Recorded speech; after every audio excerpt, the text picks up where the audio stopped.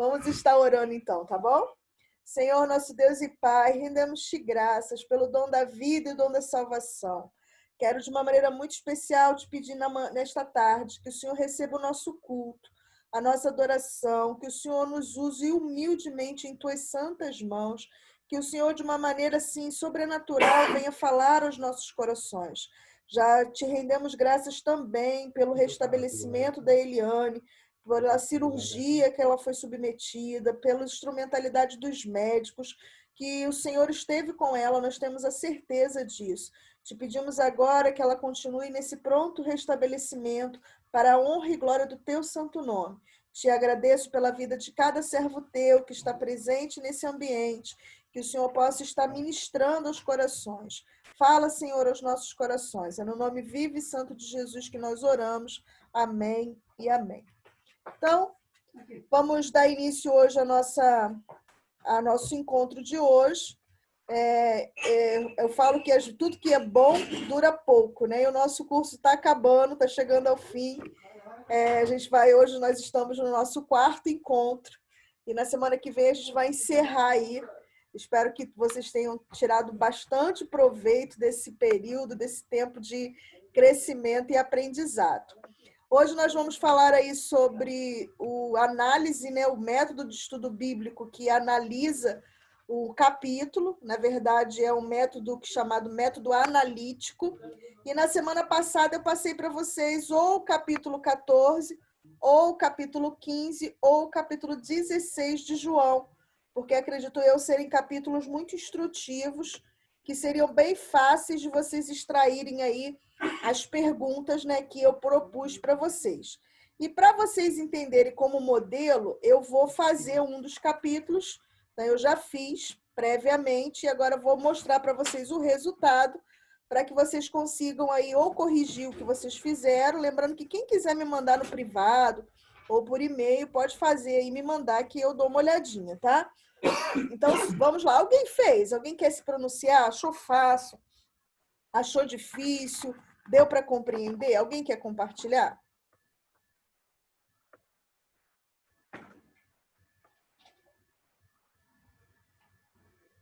Ninguém?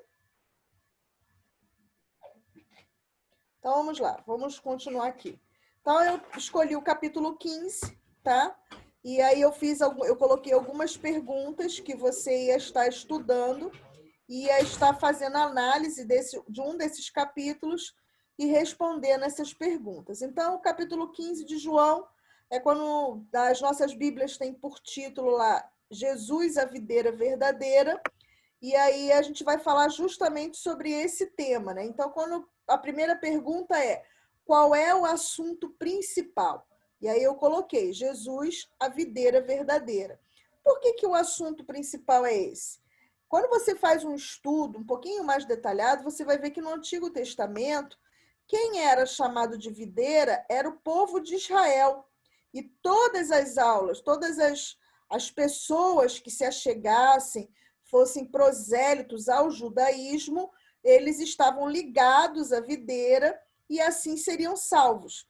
E aí Jesus, no capítulo 15, na verdade, esses capítulos foram propositais, porque quando que Jesus começa o diálogo do capítulo 15? Na verdade, ele começa lá atrás, no capítulo 13. Então, você tem que voltar lá atrás, e aí no capítulo 13 tem a cerimonial do lava-pés. No capítulo 14, Jesus está motivando os discípulos, está dizendo: não atemorize o vosso coração, crede também em Deus, em mim, em Deus, eu vou vos preparar lugar. No capítulo 15, ele fala sobre a questão da videira, que ele era a videira verdadeira, então ele vai desmistificar essa ideia de que Israel era a videira, mas Jesus é a videira, então para que eles fossem salvos, era necessário que eles estivessem ligados à videira. A segunda pergunta é: quem são as principais pessoas? Se você ler somente o capítulo 15, você não consegue identificar. Você tem que voltar lá atrás para entender quando que começou o diálogo, e aí você vai conseguir identificar. Era um diálogo fechado entre Jesus e os 12 discípulos. Então, Jesus estava ali. Na verdade, só estavam 11 nesse momento, porque Judas já havia se retirado para entregar Jesus. que é que o trecho diz a respeito de Cristo? E é exatamente isso que eu acabei de falar para vocês, que Jesus e não Israel é a videira verdadeira, tá? Tanto que Jesus começa: eu sou a videira e meu pai é o agricultor, e vós sois os ramos. Então Jesus já no início do diálogo ele já consegue identificar. E Jesus vai dizer a respeito dele que ele é a videira verdadeira e não Israel como eles imaginavam. E aí, dentro desse capítulo, e eu não fiz do capítulo todo, porque o capítulo 15 ele se divide em dois assuntos. Então, eu fiz até o versículo 21.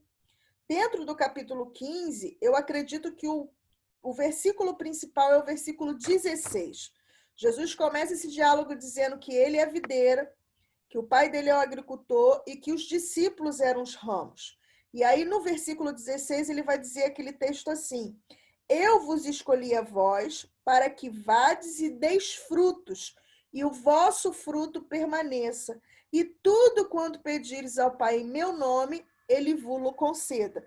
Então, Jesus está falando, né? Ele começa falando sobre estar ligado e permanecer na videira, e dessa maneira os discípulos sairiam pelo mundo para dar frutos, e esses frutos seriam frutos permanentes. E além disso, Deus faz uma promessa, Jesus faz uma promessa de tudo que eles pedissem ao Pai, desde que eles estivessem ligados na videira, lhes seria concedido. E aí vem a quinta pergunta: qual é a lição central? Aí a ênfase do texto era que eles permanecessem ligados à videira, que é Jesus, sem o qual nada podemos fazer. Deixa eu dar uma dica para vocês. Todas as vezes que vocês leem um livro, vocês lerem um versículo, ou vocês lerem um capítulo da Bíblia, e o autor repetir várias vezes a mesma palavra, é porque ele quis te chamar a atenção a respeito daquilo. Quando você lê o capítulo 15 de João, João repete sucessivas vezes a palavra permanecer. Se permanecerdes no meu amor, se permanecerdes nas minhas palavras, se permanecer na minha alegria. Então, ele usa, ele repete, ele é repetitivo. Então, ele quis chamar a sua atenção para a questão de permanecer, de estar ligado de maneira plena, não apenas inserido, mas estar de maneira plena, ligado. Não sei se você já viu, prestou atenção na ilustração de uma árvore. Os galhos da árvore, eles são anexos, né? Eles estão infiltrados, eles estão inseridos de forma permanente ao tronco da árvore, do qual eles tiram a vida, a seiva da árvore, tem ali a questão da água, tudo isso, mas eles precisam permanecer ligados a árvores. Então, quando Jesus usa essa figura, ele queria que a gente tivesse a mesma ênfase. O cristão, ele precisa permanecer continuamente ligado à videira, que é ele mesmo. Então, a ênfase do texto é que a gente precisa estar e permanecer em Jesus. Quais são as principais promessas dentro desse capítulo? Que permanecendo na videira, nós teremos o amor de Deus, a alegria que vem de Deus, resposta às nossas orações e frutos permanentes. Tudo isso você vai conseguir ver se você fizer a leitura até o versículo 21 do capítulo 15. Jesus faz todas essas promessas. Além disso, quais são os mandamentos principais? Permanecei em mim, permanecei nas minhas palavras e permanecei no meu amor. Então, é óbvio que quando você estuda, você vai ver que permanecer em Jesus automaticamente significa permanecer nas suas palavras e permanecer no seu amor. Então, o autor ele repete isso e foi proposital para chamar a nossa atenção. Qual é o erro que eu devo evitar? Não permanecer na videira, porque aí Jesus faz uma advertência a todo aquele que não der fruto, ele vai arrancá-lo e vai jogar fora para ser queimado. Então, ele faz uma advertência. Então, o que eu devo evitar? O perigo de não estar ligado à videira. E aí Jesus vai dizer, sem mim nada podeis fazer. Qual o exemplo que Jesus apresenta nesse texto? Ficou fácil, né? Ele usa a figura da videira. O que é videira? A videira é a árvore que dá uvas, né? A vide. A videira é uma vide que dá uvas, produz uvas, e aí ele fala dos ramos. Eu não sei se você já viu aí uma parreira de uvas, mas eu me lembro que quando era criança, minha mãe plantava uvas, né? E tinha que fazer uma parreira, porque a planta, né, a videira, ela é uma que vai subindo nas coisas. Então, quando dava uva, a gente ia para debaixo da parreira e colhia as uvas. Então, essa é a videira, né, que vai dando essas uvas aí.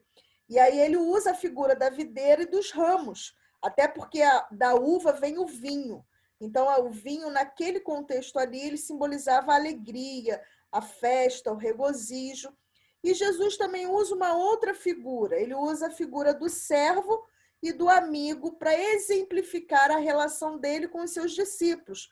Porque ele vai dizer assim: não vos chamo mais servos, mas chamo-vos amigos, porque o servo não sabe o que faz o seu senhor. Eu, porém, já revelei a vocês, então vocês são meus amigos. Então, Jesus usa a figura do servo e a figura do amigo para exemplificar o relacionamento que ele queria e que ele gostaria de ter com os discípulos. E aí a última pergunta: o que há neste capítulo que eu mais preciso aplicar à minha vida? E aí eu coloquei, e aqui entra aquilo que a gente aprendeu lá atrás, que é a aplicação prática, né? O que eu aprendo ao estudar o capítulo 15 de João? E aí eu coloquei algo que eu aprendi, algo que se aplica à minha pessoa, que como ramos que permanecem ligados à videira, e aí eu estou falando de árvore, e dependem exclusivamente da videira, devo estar plenamente ligada a Cristo para receber alimento, fortalecimento e ser completamente dependente para realizar a sua obra e os seus propósitos, entendendo a dinâmica do ensino de Jesus no capítulo 15. Tranquilo, gente? Conseguiram entender aí? Pode abrir aí os microfones e falar, tá? Sim. Sim, quem falou? Sim. Gustavo, Denise, né? Eu Débora. Então, ficou tranquilo aí? Ficou fácil, então, de identificar? Ficou Simples, bem rápido e fácil. prático. Eu e a Denise estamos assistindo juntas as aulas. Quem? Denise e quem? Eliane, nós somos irmãs. Tá bom. Então, essa proposta de fazer perguntas para o texto ajuda muito quando a gente vai estudar. Então, assim, desde que a gente deu lá o código, né? O que é o APC, que é quem, quando, onde, por quê e como, é exatamente isso. Quando a gente vai lendo um texto, faça perguntas para o texto. Quando você exercitar o seu cérebro para você fazer esse exercício, né? Você vai ver como você vai conseguir extrair lições do texto. Poxa, por que o autor, por que quando você lê a primeira carta de João, por exemplo, João repete muitas vezes o amor? Se você ler a primeira carta de João, você vai ver lá que João repete lá mais de 20 vezes o termo amor. E aí você vai ficar perguntando, por que ele faz isso? Ele está dando uma ênfase especial ao amor. E aí você vai descobrir que tipo de amor João está falando, né? O que ele quer que eu entenda. Então, faz essas perguntas, que isso vai ajudar você. Existe algum pecado a ser evitado? É justamente aquele exercício que eu passei semana passada. Existe algum mandamento que eu devo obedecer? Então, fazer essas perguntas ajuda bastante para a gente esclarecer o entendimento do texto, né? O que a gente faz com muita frequência é fazer uma leitura corrida do texto sem prestar atenção aos detalhes. E quando a gente não presta atenção aos detalhes, a gente acaba tendo uma interpretação errada ou equivocada daquilo que o autor queria propor para a gente. Não sei se vocês lembram, como é que se fala? Teve um pastor que uma vez ele foi motivo de chacota no Fantástico, porque ele disse que Deus havia mandado ele casar com uma mulher prostituta. Desculpa, que Deus mandou para ele adulterar, que Deus tinha mandado ele adulterar. E aí o repórter foi até a casa dele e fez a entrevista e falou: mas aonde está isso na Bíblia? E ele abre lá no livro de Oséias E aí tem lá a ordem para Oséias, né? Casa com uma mulher adúltera, né? É uma mulher de prostituição. E ele tomou aquela verdade para si, ele fez uma interpretação equivocada do texto. Então, para isso, né, ele, lá na frente, ele tinha uma mulher, ele adulterava e a mulher aceitava aquela situação porque acreditou que Deus havia falado para ele. Então, a gente precisa tomar esses cuidados, tá? Ainda falando sobre o método analítico, e aí explicando agora com mais detalhes, o que é o método analítico? Ele consiste em um exame cuidadoso, ou de um versículo, ou de uma passagem bíblica, estudando ele a partir dos seus pormenores, atentando para os pequenos aspectos. É como se a gente pegasse uma lupa ou um microscópio e examinasse a porção que a gente escolheu para estudar, e examinasse aquela passagem, né, com um microscópio. Então, a gente vai ver ali os mínimos detalhes. Então, a gente vai tentar extrair essa lição. Além disso, ele consiste em separar o texto, esboçar o texto. A gente vai entender lá na frente o que é esboçar. Qual é o objetivo desse método de estudo bíblico? É reconstruir tudo claramente quanto possível o pensamento original do escritor. Nessa reconstrução, iremos encontrar os fatos que levaram o autor a dizer o que disse, da maneira como disse. Existem também alguns perigos que nós devemos evitar no método de estudo bíblico analítico. Por exemplo, ignorar a distinção entre pensamento humano e pensamento divino. Então, existem coisas que se aplicam ao nosso entendimento, né, e o que se aplica. Por exemplo, deixa eu usar um exemplo aqui. Jesus vai dizer assim: se o teu olho te fizer pecar, o que você deve fazer? Arrancá-lo e jogá-lo fora. Se a tua mão direita te faz pecar, arranca e joga fora. Será que Jesus estava querendo dizer literalmente? Arrancar o olho, arrancar a mão. Aí ele chega à conclusão, porque melhor é entrar no reino dos céus sem o olho ou sem a mão. E a gente, quando faz um estudo, vai entender que Jesus não estava sendo literal. Jesus ele estava dizendo que nós devemos eliminar da nossa vida tudo aquilo que atrapalha uma comunhão com Deus, tá? Então, se existe em nós alguma coisa que atrapalha a nossa comunhão com Deus, nós devemos eliminar da nossa vida. Um outro perigo que nós devemos evitar: menosprezar o contexto bíblico e histórico. Lembra que eu falei do princípio hermenêutico? Texto fora de contexto é desculpa para pretexto. Então, a gente precisa entender, mesmo que a gente vá fazer um estudo, a gente vai fazer uma devocional, que a gente vai aplicar um versículo só, para que a gente entenda o que o autor quis dizer ali, eu preciso recorrer ao contexto do texto para entender qual é a mensagem do autor. Porque quando o texto está isolado, eu não sei qual foi o propósito dele, a intenção dele. Outro perigo que a gente, como estudante, deve evitar: deixar de se aprofundar na ideia e no sentido do texto. E aqui a gente precisa considerar aquelas barreiras que a gente viu 2 aulas atrás: a barreira temporal, a barreira cultural e a barreira do idioma. A gente precisa eliminar essas barreiras no estudo da palavra.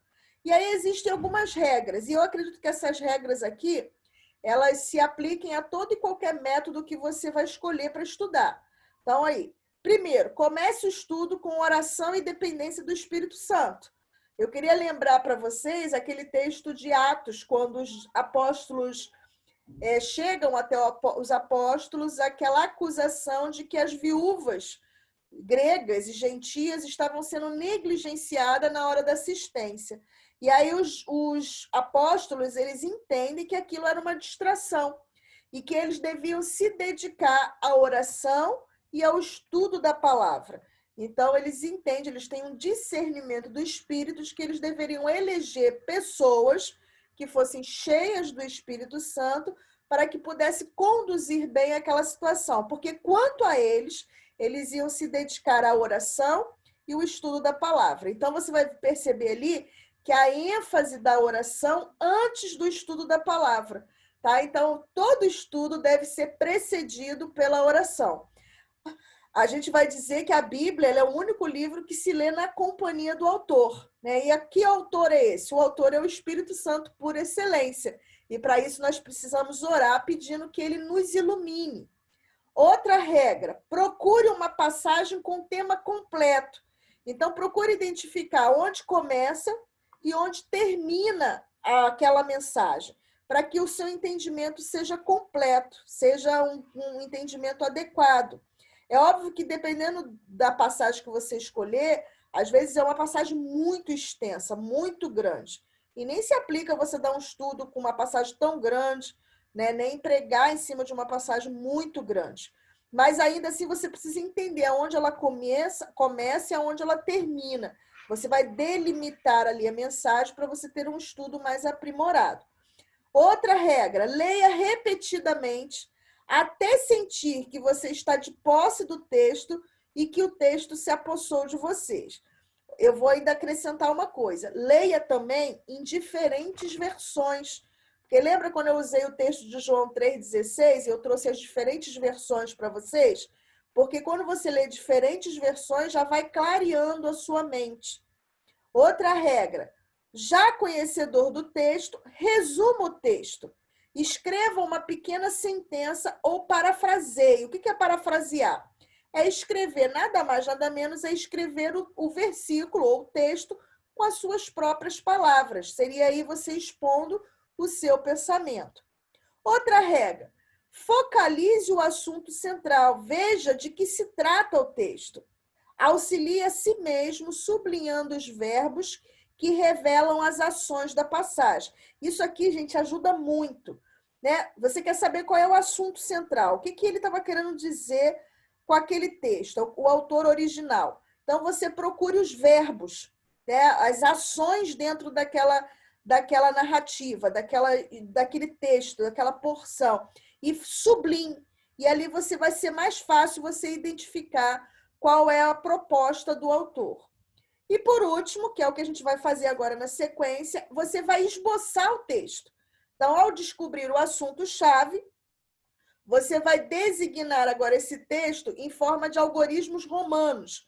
Então, é como se você pontuasse o texto e dividisse ele por pontos, e você vai marcar com algarismos romanos para subdividi-los. Além disso, você vai aplicar o texto a si mesmo, em primeiro lugar, para depois aplicar ao seu ouvinte. E não se esqueça de analisar o verso e a palavra. Procure o sentido de cada parte, o seu emprego nas escrituras e a sua aplicabilidade à vida, tá? Texto sem aplicação, ele não é relevante para o nosso ouvinte. Então, para ele ser relevante, ele precisa fazer sentido. E aí eu trouxe o texto de Mateus capítulo 7, versículo 24 ao 27. Então, só para você entender, deixa eu contar para vocês qual é o contexto desse texto. Jesus, ele começa a proferir o Sermão da Montanha lá no capítulo 5 de Mateus. Então, ele vem lá, bem-aventurados os mansos, bem-aventurados que choram, bem-aventurados que são perseguidos. E depois de falar das bem-aventuranças, Jesus começa a fazer algumas correções de interpretação. Então, ele vai falar assim, ouviste o que foi dito? Eu, porém, vos digo. Então, ele vai estabelecendo ali alguns princípios. Ele vai corrigir questões como a ambição, como as orações, como a entrega de esmolas, a prática do jejum. Então, tudo isso ele vai corrigir. E aí, quando chega no capítulo 7, né, ele começa a falar lá para quem ele estava dirigindo essa palavra. E a partir do versículo 24, ele está encerrando o Sermão do Monte. E aí, de que forma ele encerra? Usando esse texto que a gente vai ver. Ele fala assim, todos aqueles que ouvem a minha palavra será comparado ao homem prudente que edificou a sua casa sobre a rocha. Porém, aqueles que ouvem e não praticam é comparado ao homem imprudente que edificou a sua casa sobre areia. E aí ele vai falar sobre as condições adversas que podem advir a essa casa, né? E vai dizer o que acontece com a casa que edificou, o homem que edificou a casa sobre a rocha e o que acontece com a casa do homem que edificou sobre a areia, tá bom? E qual é a ênfase desse capítulo, desses versículos? A ênfase está na palavra de Deus, na palavra que Jesus acabou de proferir.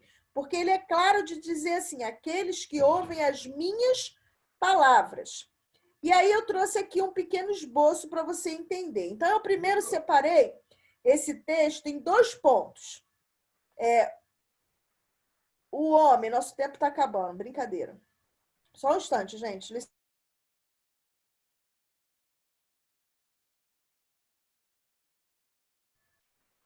O homem prudente, então eu separei esse texto em homem prudente, e aí eu comecei a destacar aqui as características desse homem prudente. O texto vai dizer que ele ouve a palavra. Além disso, esse homem prudente, ele pratica a palavra e ele edifica sobre a rocha. Então, essas são as características que o texto ressalta do homem a quem ele chama de prudente, tá? De cara, eu já vou dizer para vocês que vocês precisam traduzir o que significa a palavra prudente. Então, rapidamente, o prudente é aquele que pensa nas consequências, é aquele que analisa, que considera as consequências da sua atitude. É alguém que pensa antes de agir, né? Basicamente, o homem prudente é esse. Mas o texto ainda fala de um segundo homem, foi aqui o meu segundo ponto. Aqui ele chama de homem insensato ou imprudente. Então, ao contrário do prudente, esse é o homem que não pensa nas consequências, que age sem pensar, que não olha para frente. E o que o texto vai me dizer a respeito desse homem? Ele, igual ao homem prudente, é alguém que ouve a palavra de Deus, né? Tal qual eles ouviram. Mas, em contrapartida, o homem insensato, ele não pratica a palavra de Deus. Ele apenas ouve, mas ele não a coloca em prática. E aí, qual é o resultado disso? Ele edifica a sua casa sobre areia. E aí eu fui para o terceiro ponto. Qual é o terceiro ponto? A casa edificada sobre a rocha. E aí, o que o texto vai dizer da casa que é edificada sobre a rocha? Primeiro, ela suporta a chuva, ela resiste ao vento e ela permanece firme. É muito interessante perceber que você precisa traduzir esse termo casa. Será que quando Jesus estava falando de casa, ele estava querendo que a gente entendesse casa de tijolo mesmo? Ou ele estava usando uma figura de linguagem para exemplificar a nossa própria vida, os nossos propósitos, os nossos planos, as nossas intenções, né? Então, aquilo que a gente estabelece como plano, como propósito, será que ele não estava querendo dizer disso? Então, exatamente isso. E aí ele vai dizer que vai vir a adversidade de tudo que é lado. Do mesmo jeito que vai vir para a casa que foi edificada na areia. Vai vir chuva, vai vir vento, vai vir enchente. Porém, essa casa que for edificada sobre a rocha, que é o fundamento, a palavra de Deus, ela vai permanecer firme. E aí vem o último ponto desse texto.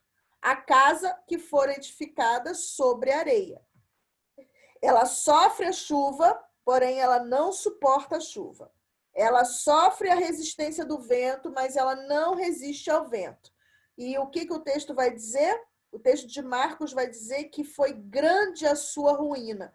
Então, essa casa, ela desmorona-se e cai, porque ela não resiste às adversidades da vida. Então, no final das contas, qual é a lição que Jesus queria que o seu ouvinte extraísse da sua palavra? Que tudo aquilo que ele acabou de dizer no seu mais famoso sermão, ele não deveria somente ficar nos ouvidos, mas eles deveriam ser praticados.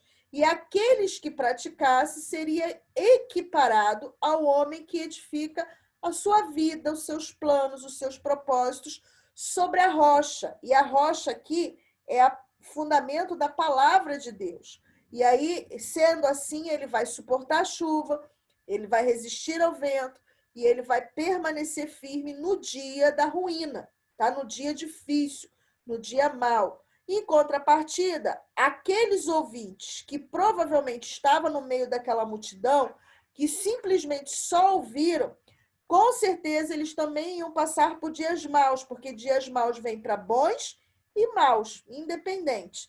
E aí ele ia sofrer a chuva, ele não conseguiria resistir ao ímpeto do vento e a sua ruína vai ser grande, tá?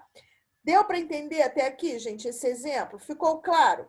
Eu peguei 4 versículos, apenas 4, né? 24, 25, 26 e 27, e dividi esses 4 versículos em principais pontos e fui colocando em cada ponto aquilo que o texto está me dizendo a respeito deles. No final, agora, eu devo fazer uma aplicação pessoal. Ficou claro esse exemplo? Quem pode falar aí? Quem pode compartilhar?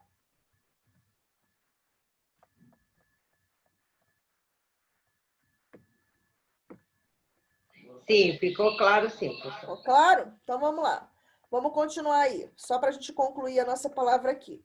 Se você deseja crescer espiritualmente e chegar à maturidade, deve se inclinar-se para perseverar em seus estudos. Então, para a gente ter maturidade espiritual e não ser tal qual aqueles meninos que Paulo fala, que são levados por qualquer vento de doutrina, a gente precisa perseverar em estudar a palavra de Deus. Né? Outro conselho prático. Diante do Senhor, proponha. Então, diante do Senhor, não é diante de mim, nem diante do pastor da igreja, nem do professor da IBD, não. Diante do Senhor, proponha, disponha o seu coração a separar um tempo apropriado para o estudo, a munir-se de um caderno de anotações.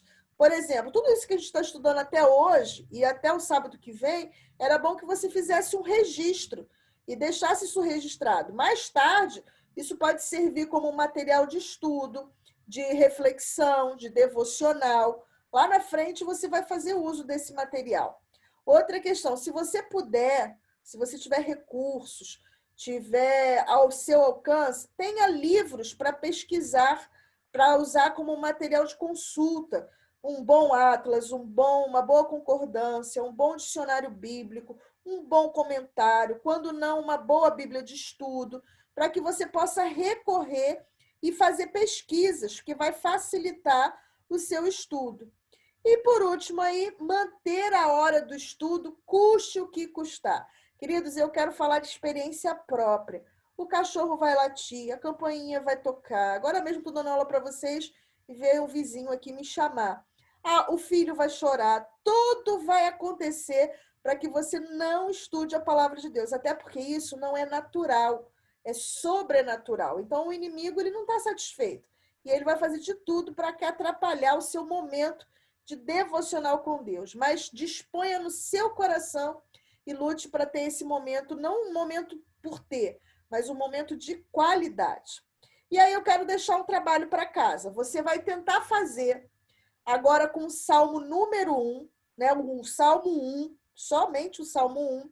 Exatamente isso que eu fiz com o texto de Mateus, capítulo 7, do 24 ao 27. Então, para começo de conversa, já dá para separar logo de cara em 2 pontos, porque o Salmo vai falar sobre o caminho dos justos e o caminho dos ímpios. Então, basicamente, você já tem aí 2 pontos. Então, eu já estou dando cola para você. Então, você vai fazer aí o estudo durante a semana, dentro do Salmo 1. Leia repetidas vezes, leia em diferentes versões e tentem separar o Salmo 1, esboçar, igualzinho eu fiz com o capítulo 7, do 24 ao 27. Se eu não me engano, o Salmo 1 tem apenas 8 versículos. Posso estar errando aí na quantidade, mas você vai estar lá fazendo esse esboço e separando eles por tópicos para facilitar o seu estudo. E não esqueça de, no final, fazer uma aplicação pessoal. Quero desejar a todos um ótimo final de semana no nome do Senhor Jesus. E qualquer dúvida, qualquer comentário, pode estar falando aí no meu privado, tá? Quem quer falar? Gustavo, quer falar alguma coisa? Não, só que eu perdi um pouquinho da aula porque meu cachorro começou a latir no portão, eu tive que ir lá tirar ele. Tá bom, mas vai ficar gravada. Daqui a pouco eu disponibilizo aqui para vocês, se vocês quiserem reassistir, tá bom? Tá. Gente, Deus abençoe aí. Fiquem todos na paz, tá bom? Até o próximo sábado. Amém. Amém. Tchau, tchau. Tchau. Tchau, professora. Tchau, a paz, minha amada. A paz.